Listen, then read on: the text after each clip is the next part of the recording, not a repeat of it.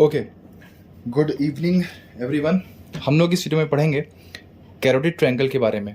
Anti triangle के 4 part थे: carotid triangle, digastric triangle, submental triangle और मस्कुलर ट्रायंगल। ठीक है, तो हम लोग डायगैस्ट्रिक ट्रायंगल और सबमेंटल ट्रायंगल लास्ट वीडियो में पढ़ चुके हैं। इसमें हम लोग पढ़ेंगे कैरोटिड ट्रायंगल के बारे में, मस्कुलर ट्रायंगल के बारे में पढ़ेंगे एक छोटी सी वीडियो में, जो कि 2-3 मिनट की वीडियो, क्योंकि इस ट्रायंगल में ज़्यादा कुछ है नहीं पढ़ने वाला। खैर, हम लोग आते हैं कैरोटिड ट्रायंगल में। देखें, इसकी बाउंड्रीज हमें पहले से याद है कि नहीं याद है? देखें, ये मैंने जब पढ़ाया था आपको एंटीरियर ट्रायंगल, तो मैंने कहा था कि ये आप वाला डायग्राम फिर से बनाएं कि ये मान लेटरल साइड ऑफ आपका हेड है, ये स्टेनोक्लीडोमास्टॉइड है, ये ट्रेपेजियस है। ठीक है, ये कौन सी मसल है? स्टेनोक्लीडोमास्टॉइड। ये कौन सी है? ट्रेपेजियस। ये है पोस्टीरियर ट्रायंगल, ये एंटीरियर ट्रायंगल। यहाँ से एक मसल जाती है ओमोहायोइड, ये उसकी इंफीरियर बेली, और यही जब स्टेनोक्लीडोमास्टॉइड को क्रॉस करती है तो ये चेंज हो जाती है इसकी सुपीरियर बेली में और जाके अटैच होती है हायोइड बोन से। और यहाँ पे एक मसल थी पोस्टीरियर बेली ऑफ डाइगैस्ट्रिक और ये एंटीरियर बेली ऑफ डाइगैस्ट्रिक। तो ये जो ट्रायंगल बना बीच में, ये कौन सा है? Carotid triangle. इसकी बाउंड्री क्या क्या है? तो देखो, इसकी बाउंड्री ये कौन सी बाउंड्री है? ये है हम लोग की सुपीरियर बाउंड्री। तो सुपीरियर बाउंड्री है पोस्टीरियर बेली ऑफ डाइगैस्ट्रिक। ठीक, फिर आती है नेक्स्ट है एंटेरो इन्फीरियर। देखो, आगे की ओर नीचे की ओर एंटीरियो इन्फीरियर बाउंड्री, ये कौन सी है? Superior belly of omohyoid. और जो इसकी पोस्टीरियर बाउंड्री है वो क्या है? Anterior belly of anterior side of sternocleidomastoid.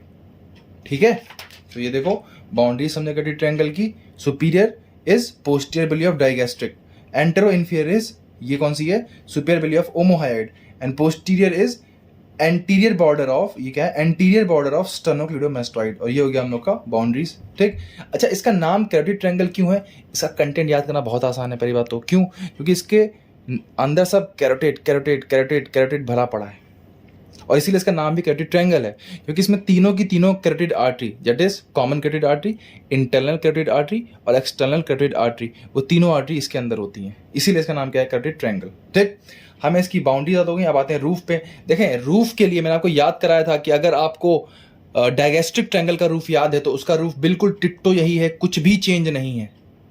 और वहां के रूफ को याद करने का मैंने आपको क्या वे बताया था? Investing layer of deep cervical fascia एक तो। ठीक, क्योंकि रूफ में क्या क्या आता है? रूफ में आता है स्किन, सुपरफिशियल फेशिया और डीप फेशिया। तो डीप फेशिया में क्या आएगा? Investing layer of deep cervical fascia. Superficial fascia में क्या आएगा? प्लेटिज्मा मसल, और उसकी nerve supply cervical branch of facial nerve. Facial nerve कैसे 5 ब्रांचें होती हैं, उसकी लास्ट ब्रांच होती है सर्वाइकल ब्रांच, और यही सर्वाइकल ब्रांच प्लेटिज्मा मसल को सप्लाई करती है। सो प्लेटिज्मा मसल और उसकी nerve supply cervical branch of facial nerve, और साथ में ट्रांसवर्स सर्वाइकल नर्व। याद करो, जब मैंने आपको पढ़ाया था सर्वाइकल प्लेक्सस की क्यूटेनियस ब्रांचेस, तो वो था ट्रांसवर्स सर्वाइकल नर्व। याद हो गई? फिर से एक बार जो वहाँ को पढ़ाया था वो फिर से बता देता हूँ। देखें, जो क्यूटेनियस सप्लाई होती है सर्वाइकल प्लेक्सस की, उसकी 4 ब्रांचें निकलती हैं। ये कान है, एक कान के पीछे जाती है, इसे बोलते हैं लेसर ऑसिपिटल नर्व। एक कान के ऊपर जाती है, इसलिए इसका नाम होता है greater auricular. Auricular word is something which is related to कान, ईयर। ठीक, greater auricular nerve, lesser occipital nerve. एक बिल्कुल सीधी जाती है, इसे बोलते हैं ट्रांसवर्स सर्वाइकल नर्व, और एक बिल्कुल जाती है नीचे, इसे बोलते हैं सुप्रा क्लेविकुलर नर्व। ठीक है, तो ये जो थी ये ट्रांसवर्स सर्वाइकल नर्व। बोलबासन में आती है। रूफ में याद हो गया, बाउंड्री याद हो गई। फ्लोर को हम याद करेंगे मिथ से, MITH। M for middle constrictor of pharynx. ये देखिए, middle constrictor of pharynx floor जो फॉर्म करती है इस ट्रायंगल का। ठीक, I है inferior constrictor of pharynx. I क्या है? Inferior constrictor of pharynx. ठीक, T क्या है? थायरोहायोइड। ये देखो, थायरोहायोइड। देखो, थायराइड कार्टिलेज जो होता है ना, थायराइड कार्टिलेज लैरिंग्स का, उसको हायोइड बोन से जोड़ने वाली मसल है, तो नाम क्या है? थायरोहायोइड। थायरोहायोइड मसल, और एक मसल होती है हायोग्लॉसल, और एक कौन सी मसल होती है? हायोग्लॉसस। ठीक, तो ये 4 मसल होती हैं, ये होती हैं इसका फ्लोर फॉर्म कर। देखो, एक ट्रायंगल एक रूम की तरह होता है, एक रूम की तरह। उसका कुछ फ्लोर होता है, ठीक, कुछ रूफ होता है, कुछ उस रूम के अंदर चीजें होती हैं, उसे कंटेंट बोलते हैं। ठीक, तो हमने रूफ पढ़ लिया। फ्लोर MITH मिथ से याद कर लेंगे। Middle constrictor of pharynx, inferior constrictor of pharynx, thyrohyoid and hyoglossus. ये 4 मसल्स फॉर्म करती हैं इसका फ्लोर। अब आते हैं इसके कंटेंट पे। देखें, कंटेंट बहुत आसान है। कंटेंट में मैंने कहा था कैरोटिड आर्टरी, तीनों की तीनों कॉमन कैरोटिड आर्टरी, और यही जाके कॉमन कैरोटिड आर्टरी जो होती है ये 2 आर्टरी में बाइफरकेट कर जाती है। ये जा रही थी कॉमन कैरोटिड, ये फिर बाइफरकेट करती है इंटरनल कैरोटिड और एक्सटर्नल कैरोटिड आर्टरी में। ठीक है, तो common carotid artery, internal carotid artery और एक्सटर्नल कैरोटिड आर्टरी, ठीक। फिर आती है एक चीज कैरोटिड साइनस। देखें कैरोटिड साइनस क्या होता है? कैरोटिड साइनस होता है एक बैरो रिसेप्टर, ठीक। बैरो रिसेप्टर जो होता है जो कि प्रेशर में चेंज को सेंस करता है, उसे बोलते हैं बैरो रिसेप्टर, ठीक। ये कहाँ पे होता है? तो ये देखो जहाँ पे कॉमन, ये जो कॉमन कैरोटिड आर्टरी देखो जा रही है, देखो ये जाके जब ये एक्सटर्नल और इंटरनल में डिवाइड होने वाली थी तो ये थोड़ी सी मोटी हो गई, थोड़ी सी थिक हो गई, कुछ ऐसे ऐसे, और फिर हो गई एक्सटर्नल कैरोटिड और इंटरनल कैरोटिड में। तो ये जो थिक पोर्शन होता है, dilated portion of terminal part of common carotid artery, वही होता है क्या? कैरोटिड साइनस, ठीक। अच्छा ये क्या होता है? एक बैरो रिसेप्टर होता है। देखो ये जो पार्ट होता है आर्टरी का, ये 9th नर्व मतलब ग्लॉसोफेरेंजियल नर्व, 10th नर्व मतलब वेगस नर्व और सिंपैथेटिक नर्व से बहुत रिचली सप्लाइड होता है, ठीक। बहुत ज़्यादा वहाँ पे नर्व सप्लाई होती है, ठीक। और ये regulation of blood pressure control करता है सेरेब्रल आर्टरीज में। देखो जो internal carotid artery, external carotid artery, common carotid artery है, ये मेनली कहाँ पे सप्लाई कर रही है? ब्रेन में। तो अगर हमें इन आर्टरीज के ब्लड प्रेशर पे कंट्रोल है तो हमें सेरेब्रल ब्लड प्रेशर पे कंट्रोल है, ब्लड में जो खून जा रहा है उस पर कंट्रोल है। तो ये उसी कंट्रोल को मैनेज करते हैं कौन? Carotid sinus. अगर बहुत हाई स्पीड से खून जा रहा है तो ये साइनस क्या करता है? उसको सेंस कर लेता है कि हाँ प्रेशर कुछ ज़्यादा ही बढ़ रहा है, ठीक है। तो वो अपने हिसाब से बॉडी में जो भी चेंजेस करने रहते हैं, हार्ट रेट को स्लो करना रहता है, कॉन्ट्रैक्शन ऑफ हार्ट को स्लो, जो भी चेंजेस करने होते हैं वो ये करता है, ठीक है। बहुत अच्छी बात है। नेक्स्ट है कैरोटिड बॉडी। देखो मैंने क्या क्या बताया इसके बारे में कि भैया ये एक बैरो रिसेप्टर होता है। कहाँ पे होता है? At the terminal part of common carotid artery, richly supplied by 9th nerve, 10th nerve and sympathetic nerve and helps in regulation of blood pressure of cerebral arteries, ठीक। बहुत अच्छी बात। अब आते हैं कैरोटिड बॉडी पे। देखो कैरोटिड बॉडी जो होता है ये एक कीमो रिसेप्टर होता है। Carotid body is a chemoreceptor, carotid sinus is a baroreceptor. भूलना मत, ये एक बैरो रिसेप्टर है जो कि प्रेशर में चेंज को कंट्रोल करता है, और ये कीमो रिसेप्टर होता है। कहाँ पे होता है? जहाँ पे कॉमन कैरोटिड आर्टरी जो होती है वो बाइफर्केट करती है इंटरनल कैरोटिड और एक्सटर्नल कैरोटिड में, जस्ट उसके पीछे होता है, ठीक। Situated behind the bifurcation of common carotid artery. ये रेडिश ब्राउन कलर का होता है, ठीक। और ये भी कैरोटिड साइनस की तरह 9th नर्व, 10th नर्व और कुछ सिंपैथेटिक नर्व से बहुत रिचली सप्लाइड होता है, ठीक। और ये एक कीमो रिसेप्टर होता है, तो ये CO2 के लेवल को और ऑक्सीजन के लेवल को खून में सेंस करता है, ठीक। अगर खून में CO2 का लेवल ज़्यादा होने लगा तो ये BP को बढ़ा देता है, हार्ट रेट को बढ़ा देता है, समझे। तो ये क्या करता है? बेसिकली ये केमिकल्स के थ्रू, CO2, ऑक्सीजन, इनके थ्रू जो ब्लड प्रेशर है ब्रेन का वो कंट्रोल कर रहा है, और कैरोटिड साइनस जो होता है ये प्रेशर के थ्रू ब्लड प्रेशर जो है ब्रेन का वो कंट्रोल कर रहा है। अब थोड़ी सी बुद्धि लगाओ कि भगवान ने कैरोटिड साइनस, कैरोटिड बॉडी कहीं और भी बना सकते थे, इन्होंने यहीं क्यों बनाया? तो आपको एक इंजीनियर की तरह सोचना पड़ेगा कि जो सबसे मेन पार्ट है बॉडी का वो है ब्रेन, तो वहाँ पर जो भी ब्लड सप्लाई जा रही है वो बहुत ही कंट्रोल्ड होनी चाहिए, उसमें कोई भी अनकंट्रोलेबल चीज़ नहीं होनी चाहिए कि वो अनकंट्रोलेबल हो गई। तो इन्हें तो कंट्रोल में कैसे रहेगी? जब कंट्रोलर लगे होंगे, और ये दोनों क्या है? कंट्रोलर हैं। किसके कंट्रोलर हैं? जो ब्लड सप्लाई है ब्रेन की उसको, क्योंकि ब्रेन सबसे इंपॉर्टेंट पार्ट होता है हम लोग की बॉडी का, सब कुछ उसी से है। समझ आई बात? नेक्स्ट है इंटरनल जुगुलर वेन। ये देखो इंटरनल जुगुलर वेन नीली वाली, ठीक है। अब देखो लास्ट की 3 cranial nerve, 10th cranial nerve, 11th cranial nerve, 12th cranial nerve, मतलब ग्लॉसोफेरेंजियल, वेगस और सॉरी मैंने 10th cranial nerve, 11th cranial nerve और 12th क्रेनियल नर्व। 10th कौन सी थी? वेगस। 11th कौन थी? Accessory nerve. और 12th कौन है? हाइपोग्लॉसल नर्व, ठीक है। 10th नर्व इज वेगस, ये है एसेसरी स्पाइनल नर्व या फिर एसेसरी नर्व भी बोलते हैं, और ये कौन सी हम लोग की? हाइपोग्लॉसल। ये तीनों नर्व इसका कंटेंट होती हैं, ठीक। कैरोटिड शीथ मैंने आपको लास्ट वीडियो में पढ़ाया था यार, मैंने कहा था ना कि कैरोटिड शीथ जो होती है वो कॉमन कैरोटिड आर्टरी और इंटरनल जुगुलर वेन और वेगस नर्व को क्या करती है? कवर करके रखती है। तो यार ऑब्वियस सी बात है इसका कंटेंट होगी, ठीक है। नेक्स्ट है एंसा सर्वाइकलिस। ये क्या होता है इसके बारे में अभी पढ़ेंगे। नेक्स्ट है डीप सर्वाइकल लिम्फ नोड। ये देखो ये है डीप सर्वाइकल लिम्फ नोड्स, ठीक। उसके अलावा है cervical part of sympathetic chain. देखो समझो मेरी बात, जब मैंने आपको कल पढ़ाया था कैरोटिड शीथ, तो मैंने कहा था कि कैरोटिड शीथ के एंटीरियर साइड में होता है एंसा सर्वाइकलिस, और इसके पोस्टीरियर साइड में क्या होता है? Cervical part of sympathetic chain, ठीक है, तो ये कैरोटिड शीथ ही है, carotid sheath, cervical part of sympathetic chain, ansa सर्वाइकलिस।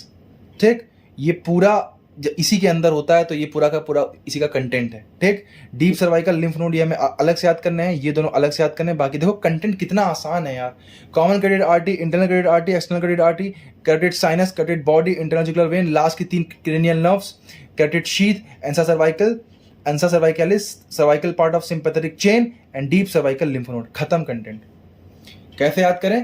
तीनों कंटेंट तुम्हें ऐसे बोलना है कि तीनों कैरोटिड आर्टरी, लास्ट की 3 क्रेनियल नर्व, 6 कंटेंट नहीं खत्म हो गए। कैरोटिड शीथ प्लस उसके आगे पीछे वाला, आगे क्या था? एंसा सर्वाइकलिस एंटीरियर साइड, पीछे क्या था? Cervical part of sympathetic chain. ठीक, 8 कंटेंट हो गए। उसके बाद डीप सर्वाइकल लिम्फ नोड बोलना है, 9 कंटेंट हो गए। और 10-11 में क्या? Carotid sinus, carotid body. खत्म। उल्बासन में आती है, बहुत अच्छी बात है। ये डायग्राम आप लोगों को बना लेना है। देख भी लो उसमें, ये देखो, ये बीच में जो नर्व चल रही है वो है वेगस नर्व। ठीक, ये एंसा सर्वाइकलिस होता है, एक नर्व लूप होता है। और ये देखो एक्सटर्नल कैरोटिड आर्टरी जो है, इसकी इन्होंने कुछ ब्रांचेस बनाई हैं, तो इसलिए हम लोग का नेक्स्ट टॉपिक है एक्सटर्नल कैरोटिड आर्टरी की branches.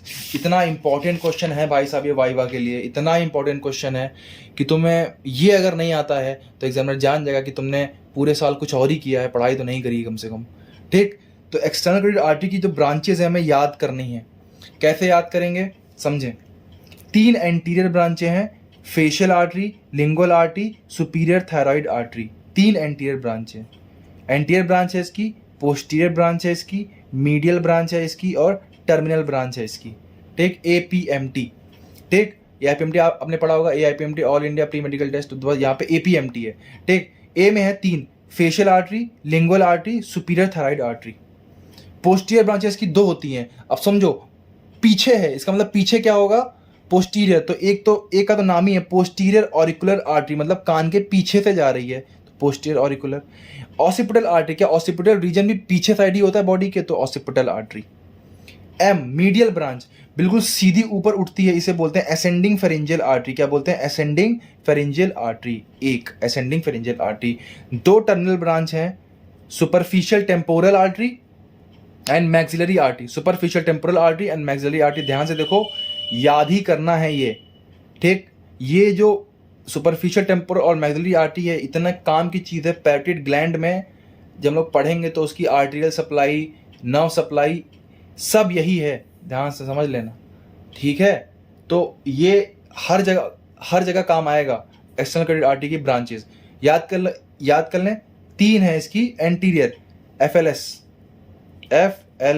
Facial, lingual, superior thyroid. 2 हैं पीछे, posterior auricular, occipital. 1 medial, ascending pharyngeal, terminal, superficial temporal और मैक्सिलरी। खत्म। याद कर लो, 4 बार याद करोगे याद हो जाएगा। नेक्स्ट ओके, तो अब हम लोग पढ़ेंगे लास्ट टॉपिक, एंसा सर्वाइकलिस। ठीक, तो देखो एंसा सर्वाइकलिस क्या होता है? एक यू शेप का नर्व लूप होता है। कहाँ पे? In the region of carotid triangle. एक यू शेप का नर्व लूप होता है in the region of carotid triangle. अच्छा, पहले एंसा सर्वाइकलिस की मीनिंग समझे। एंसा का मतलब होता है नर्व लूप और सर्वाइकलिस का मतलब होता है सर्वाइकल नर्व से रिलेटेड। तो ऐसा नर्व लूप जो कि सर्वाइकल नर्व या फिर स्पाइनल नर्व से मिलकर बना हो, उसे हम लोग क्या बोलते हैं? एंसा सर्वाइकलिस। ठीक, इसमें कौन कौन सी सर्वाइकल नर्व्स इन्वॉल्व होती हैं? तो इसका आंसर देती है हमारी नेक्स्ट लाइन कि ventral rami of C1, C2 and C3 spinal nerves. Ventral rami of C1, C2 and C3 spinal nerve is involve in the formation of ansa cervicalis. ठीक, इस नर्व लूप का काम क्या होता है? इस नर्व लूप का काम होता है इंफ्रा हायोइड मसल्स को सप्लाई करना। इंफ्रा हायोइड मसल वो मसल होती हैं जो कि हायोइड बोन के नीचे होती हैं, उनको सप्लाई करना। टोटल इंफ्रा हायोइड मसल जो होती हैं वो कितनी होती हैं? 3 ओमो हायोइड मसल, सॉरी 4 होती हैं infrahyoid muscle. Omohyoid, sternohyoid, sternothyroid, thyrohyoid. फिर से बोल देते हैं, स्टर्नो थायरॉइड, स्टर्नो हायोइड। एक बार एस को टी के साथ लिखो, एक बार एस को एच के साथ लिखो, एक बार टी को एच के साथ लिखो, और थायरोहायोइड, और इसके साथ में ओमो हायोइड। तो ये नर्व लूप इनको सप्लाई करता है, लेकिन एक्सेप्शन हमेशा होते हैं। तो ये थायरोहाइड को सप्लाई नहीं करता। थायरोहाइड को सप्लाई करती है हाइपोग्लॉसल नर्व की एक ब्रांच जिसका नाम होता है नर्व टू थायरोहायोइड। ठीक है, so it supply all infrahyoid muscle except thyrohyoid which is supplied by nerve to thyrohyoid from the hypoglossal nerve. ठीक, अब इसकी फॉर्मेशन आपको ध्यान रखनी है। देखो कैसे हाइपोग्लॉसल नर्व मस्त जा रही थी। ठीक, हाइपोग्लॉसल नर्व जो होती है, अब देखो डायग्राम हल्का सा वो है, देखो हाइपोग्लॉसल नर्व जा रही थी ऐसे अपना काम करने, अपने जीवन के काम करने। अपने जीवन का काम का मतलब क्या है? ये जा रही थी टंग की मसल्स को सप्लाई करने। ठीक, इसी से निकलती है एक डिसेंडिंग ब्रांच। क्या निकलती है? एक डिसेंडिंग ब्रांच। यहाँ से आ रही होती है स्पाइनल नर्व, और ये इस डिसेंडिंग ब्रांच के साथ मिलके एक बनाती है सुपीरियर रूट। सुपीरियर रूट, ठीक, सुपीरियर रूट, अबे सुपीरियर की स्पेलिंग क्या होती है, सुपीरियर लिखा है ना, superior root of ansa cervicalis, ठीक। और C2 और C3 ये मिलके बनाते हैं क्या, इंफीरियर रूट ऑफ एंसा सर्वाइकलिस, और ये फिर दोनों लूप आके मिल जाते हैं और ये क्या बन जाता है, एक यू शेप का लूप। ध्यान दे एंसा सर्वाइकलिस बस यही पार्ट है, ये पार्ट एंसा सर्वाइकलिस है, ठीक। ये जो नर्व का यू शेप का लूप बना है ये एंसा सर्वाइकलिस, ये सप्लाई करता है superior belly of omohyoid, sternothyroid, sternohyoid, inferior belly of omohyoid, लेकिन सप्लाई किसको नहीं करता, थायरोहायोइड को कौन सप्लाई करता है, उसको सप्लाई करता है हाइपोग्लॉसल नर्व की ब्रांच नर्व टू थायरोहायोइड, ठीक। तो ये देखो, ये थी हाइपोग्लॉसल नर्व, इससे मिली आके C1 स्पाइनल नर्व, ठीक, और फिर ये आगे चली गई। देखो ये जीनोहाइड को सप्लाई करता है, वो हमारे काम की चीज़ नहीं, हमें यहाँ पे इस वीडियो में सिर्फ मतलब है किससे, एंसा सर्वाइकलिस से। तो C1 के फाइबर्स मिले आके हाइपोग्लॉसल नर्व में, ठीक, और यहाँ से नीचे की ओर एक ब्रांच निकली, इसे बोलते हैं सुपीरियर रूट। जब ये दोनों का संगम हुआ तो इन दोनों के संगम से एक बच्चा निकला, उसे बोलते हैं सुपीरियर रूट, ठीक, और बाकी के दोनों बच्चे आगे चले गए। तो जो बच्चा नीचे गया इसे बोला सुपीरियर रूट, C1 C2 और जब C2 C3 का संगम हुआ इससे एक बच्चा निकला, इसे बोला इंफीरियर रूट। दोनों बच्चे आपस में मिलकर एक लूप बनाए और उस लूप ने सप्लाई किया किसको, इंफ्रा हायोइड मसल को। इसी ये जो बच्चे थे दोनों, जो मतलब ये जो चीज़ दोनों बच्चों ने मिलकर बनाई थी, इसी को हम लोग क्या बोलते हैं, एंसा सर्वाइकलिस। कैसे बनाना है, हाइपोग्लॉसल नर्व बनानी है, उससे एक डिसेंडिंग ब्रांच, उसे C1 को जोड़ देना है, इससे एक बच्चा निकालना है, C2 C3 से को जोड़ना है, इससे एक बच्चा निकालना है। यहाँ पे ओमोहायोइड की superior belly of omohyoid, sternothyroid, sternohyoid, inferior belly of omohyoid, खत्म एंसा सर्वाइकलिस। बात समझ में आती है। अब आते हैं लास्ट क्लिनिकल पे, वो है केरेटिड साइनस सिंड्रोम। देखो मैंने कहा था कि जो केरेटिड साइनस है वो क्या है, एक बैरो रिसेप्टर है। कई बार वो हाइपर सेंसिटिव हो जाता है जब प्रेशर बहुत ज़्यादा पड़ता है। ये कब है, जब तुम टाई वगैरह खूब तेज बांध लेते हो अपने, ठीक।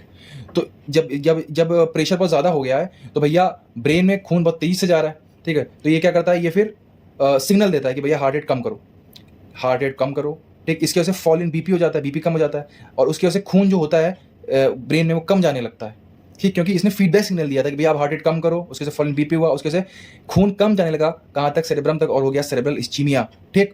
और इसकी वजह से जो आदमी था वो खड़े खड़े बेहोश हो जाता है, ठीक।